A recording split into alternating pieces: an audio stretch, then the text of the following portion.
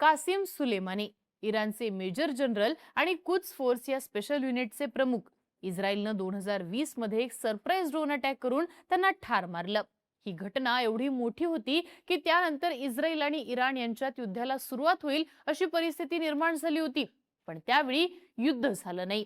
Ayatollah Khamenei, इराणचे supreme leader, 28 February 2026 ला America आणि इस्रायलनं इराणवरती हल्ला करत त्यांना ठार मारलं.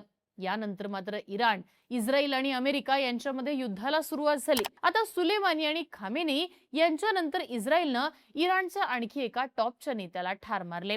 स्वतः इराणकडनं त्यांच्या मृत्यूची पुष्टी करण्यात आली आहे. ही व्यक्ती आहे अली लारिजानी, इराणचे सिक्युरिटी चीफ आणि खामेनी यांच्यानंतर इराणमधले सगळ्यात प्रभावशाली व्यक्ती. लारिजानी यांनीच खामेनी यांच्या मृत्यूनंतर डोनाल्ड ट्रम्प यांना जीवे मारण्याची धमकी दिली होती. पण आता इस्रायलनं त्यांनाही संपवलंय. म्हणजेच काय तर आधी सुलेमानी, नंतर खामेनी आणि आता लारिजानी. फक्त 6 वर्षात इस्रायलनं इराणच्या 3 सगळ्यात प्रभावशाली व्यक्तींना ठार मारलेलं आहे. पण हे लारिजानी नेमके होते कोण? त्यांना कशा प्रकारे मारण्यात आले? त्यांचा मृत्यू होणं ही घटना एवढी मोठी काय? लारिजानी यांच्या मृत्यूचा परिणाम या युद्धावरती कसा होऊ शकतो? समजून घेऊयात आजच्या व्हिडिओतनं. नमस्कार, मी आरती आणि तुम्ही बघताय बोलभिडू. सगळ्यात आधी अली लारिजानी यांचा मृत्यू कसा झाला याबाबत जाणून घेऊ. लारिजानी यांच्या मृत्यूचा दावा सगळ्यात प्रथम इस्रायलच्या संरक्षण मंत्र्यांनी केला होता. ते असं म्हणाले होते की सोमवारी इस्रायल आणि अमेरिकेने केलेल्या हल्ल्यामध्ये लारिजानी मारले गेलेत. इस्रायलच्या मीडियाकडनं दावा करण्यात आला की लारिजानी आणि त्यांचे चिरंजीव अली रजा बियात हे ज्या अपार्टमेंटमध्ये राहत होते तिथं त्यांच्यावरती हल्ला करण्यात आलाय.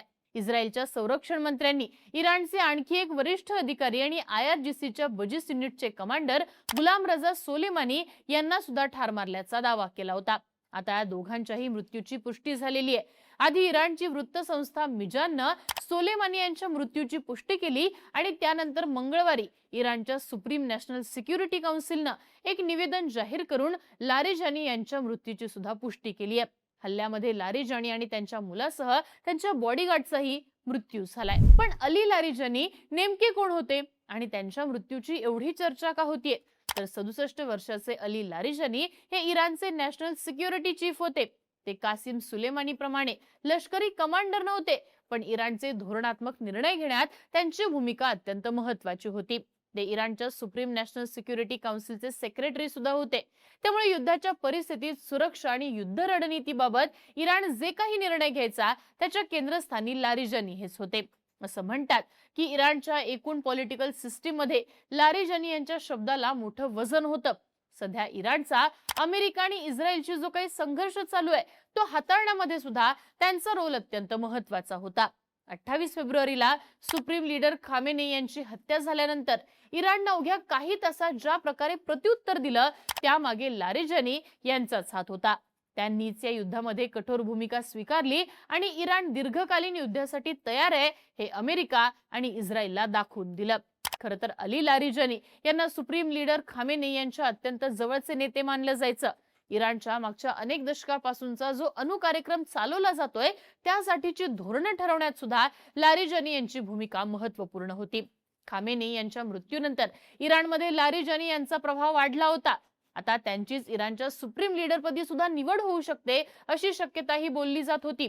पण शेवटी खामेनी यांचे चिरंजीव मोजतबा यांची उत्तराधिकारी म्हणून निवड करण्यात आली. पण मोजतबा हे अजूनही सार्वजनिकरित्या कुठेही दिसलेच नाहीयेत. त्यामुळे खामेनी यांच्या मृत्यूनंतर लारिजानी हेच पडद्याआडू राहून इराणचा संपूर्ण कारभार पाहत होते असं म्हटलं जात होतं. खामेनी यांच्या मृत्यूनंतर डोनाल्ड ट्रम्प यांनी इराणला अशी धमकी दिली होती की जर इराणनं हॉर्मुझच्या सामुद्रधुनीतनं होणारी तेलाची वाहतूक रोखली तर अमेरिका इराणवरती 20 पट ताकदीनं हल्ला करेल. यावरती लारिजानी यांनी प्रत्युत्तर देताना थेट ट्रम्प यांना जीवे मारण्याची धमकी दिली होती. बलिदानाची परंपरा असलेल्या इराणला तुमच्या पोकळ धमक्यांची अजिबात भीती वाटत नाही.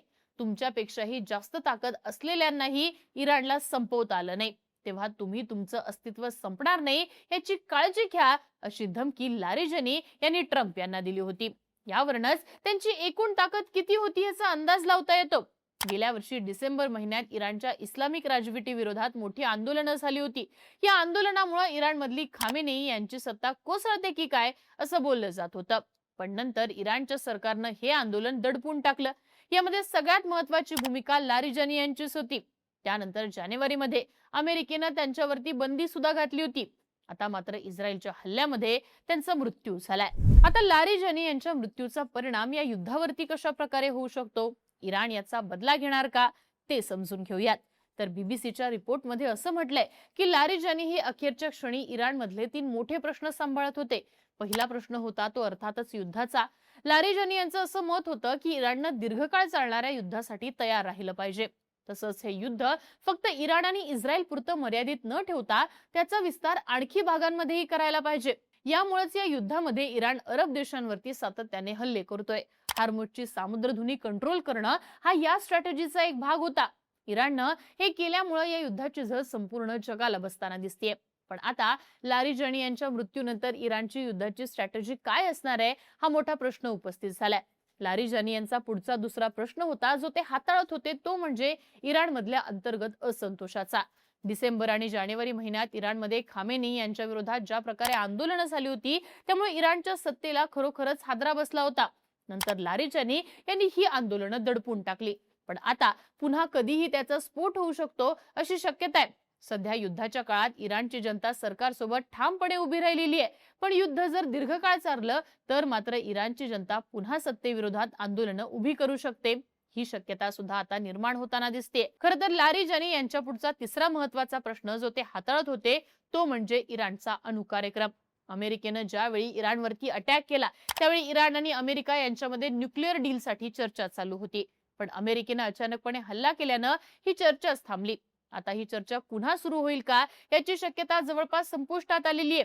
लारिजानी हे इतक्या वर्षांपासून इराणच्या संपूर्ण अणु कार्यक्रमाचा कारभार पाहत होते. त्यामुळे आता त्यांच्या मृत्यूनंतर इथून पुढे इराणच्या न्यूक्लिअर प्रोग्रामचं नेमकं काय होणार हा सुद्धा महत्वाचा मुद्दा आहे. खरं तर लारिजानी यांच्या मृत्यूमुळे इराणमध्ये नेतृत्वाची प्रचंड मोठी पोकळी निर्माण झाली आहे. असं म्हणतात की खामेनेई हे इराणचे सुप्रीम लीडर होते, पण सगळा कारभार लारिजानी यांच्याकडेच होता. खामेनेई सत्तेचा चेहरा होते, पण पडद्यामागनं देश चालवण्याचं काम लारिजानी करायचे.